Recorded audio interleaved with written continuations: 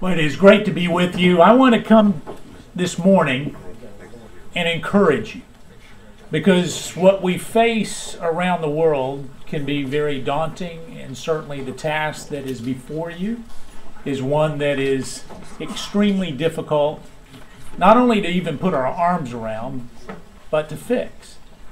But I want to encourage you that the voice multiplied hundreds of times here will not go unanswered. And I say that because I'm going to share a little bit of a personal story, but I can tell you just your presence being here, the number of members that you have. I see my good friend Juan Vargas here from California. So from North Carolina to California, and in between you're having members that are coming to not only say that this is an important issue, not only to sign on to an HCON res, but to say that they're willing to personally get involved to make a difference. And that wouldn't happen without you being here. I know we've got an op-ed that is going in that specifically talks about this particular group, the effort that you're doing, but more importantly, what we're not doing as a nation.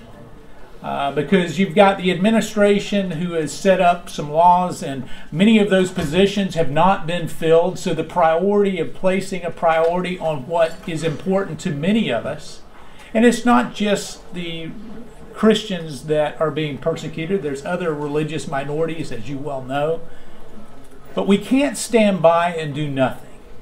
And so I want to applaud you for being here to really make a difference.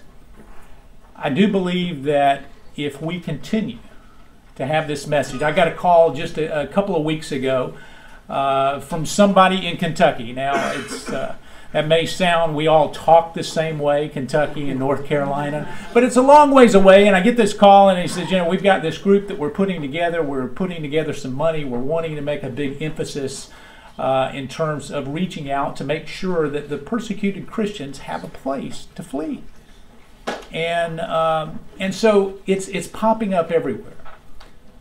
But let me encourage you to make sure that it pops up with you personally, and don't undermine your ability to individually, with God's help, to make a difference.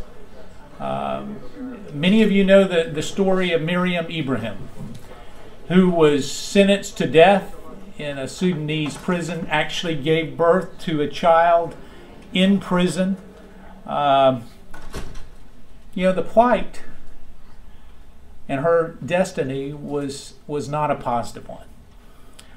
It broke my heart as I heard this. I couldn't imagine, because my family had been involved for a number of years of helping the persecuted religious minorities throughout Africa. We had been very involved giving in some of those South Sudan, Darfur issues that were there, where you hear about people eating leaves to truly just stay alive. And so for my kids at 3 and 4 years old to give $100 that they had gone out and sold lemonade or this or that to provide for someone that they would never meet had a lasting impact on me. So we have Miriam Ibrahim there in a jail, sentenced to death, 100 lashes first, and my wife says, honey, you're going to have to do something about that. Well, now, I'm one member of Congress. At that particular time, I was a freshman member of Congress, serving on the Foreign Affairs Committee. I said, well, honey, who am I? You know, nobody's going to listen to me. And so I share this story in great humility. It's not one that I share because it just shows that ultimately individuals getting involved with God's help produces real results. And so my wife, as wives can do, didn't let up with just one of those urgings. She went further to say, I need you to really get involved. So I called the Sudanese ambassador. We entered into a dialogue. We had a number of dialogues. We got other people there. We were going to have a Foreign Affairs Committee to actually bring attention to her plight. We called it off because we started to see progress. To make a long story short, that one phone call turned into 4 members, turned into a number of interactions with the State Department and foreign governments, where not only was a Christian sentenced to death in a Sudanese prison released. But she ended up coming here by way of Italy, arriving here in Washington, D.C., and I got to hold that baby that she gave birth to in a Sudanese prison.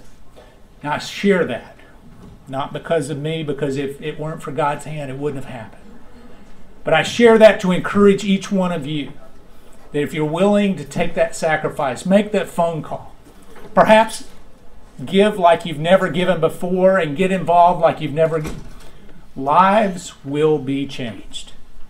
One at a time, but ultimately, if not for us, then who? Because so many are remaining silent. And I just want to applaud you this morning for not being silent, for being here, for being active, for making a difference. And may there be millions more of Miriam Ibrahims that come to safety and security while we try to make sure that the plight of persecution of Christians and other religious minorities is wiped away forever. God bless you. Pray for our nation. Pray for this movement. Thank you.